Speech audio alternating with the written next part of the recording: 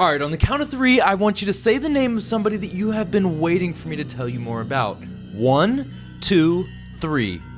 If you said Melchizedek, you're in luck, because Melchizedek is what we're talking about today. He appears in Genesis for exactly 3 verses, blesses Abraham, receives tithes from him, and disappears. And the text says he has no father, no mother, no genealogy, no beginning of days, nor end of life, which is impossible for a normal human. And this mystery figure became central to every esoteric tradition, from Kabbalah to the Dead Sea Scrolls to modern mystery schools, because he represents the priesthood that exists outside all human lineages and religious structures. This is Melchizedek, and understanding why he matters esoterically reveals how spiritual authority can exist independent of institutional religion, why initiates across traditions claim connection to an eternal priesthood, and what it means to be a priest after the order of Melchizedek. As always, let's start with the biblical mystery. Genesis chapter 14 verses 18 through 20 is where he appears. Abraham has just won a battle, and suddenly this figure shows up. Melchizedek, king of Salem, priest of God Most High. He brings bread and wine and blesses Abraham, and Abraham gives him a tenth of everything. Then he vanishes,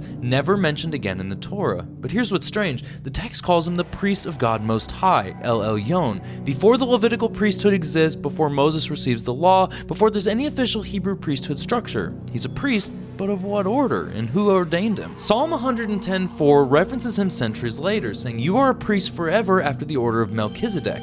This is a messianic psalm suggesting the future king will hold Melchizedek's priesthood and not Aaron's. Then Hebrews 7 in the New Testament goes deep. It says Melchizedek was without father, without mother, without genealogy, having neither beginning of days nor end of life, but made like the Son of God, he remains a priest perpetually. The text argues that Melchizedek's priesthood is superior to Aaron's because Abraham, the father of the Hebrew people, paid tithes to him, and the lesser is blessed by the greater. Hebrews uses Melchizedek to argue that Jesus holds an eternal priesthood that supersedes the Levitical system. But esoterically, this raises the question, who was Melchizedek really? An angel, a theophany, an immortal being, a past incarnation of Christ? The text refuses to explain. But what about in the esoteric traditions? The Dead Sea Scrolls reveal that the Qumran community was obsessed with Melchizedek. The 11Q13 text presents him as a heavenly being, possibly an archangel, who will judge the wicked and establish righteousness in the end times. He's portrayed as leading the forces of light against Belial and the forces of darkness. This is Melchizedek as cosmic warrior priest.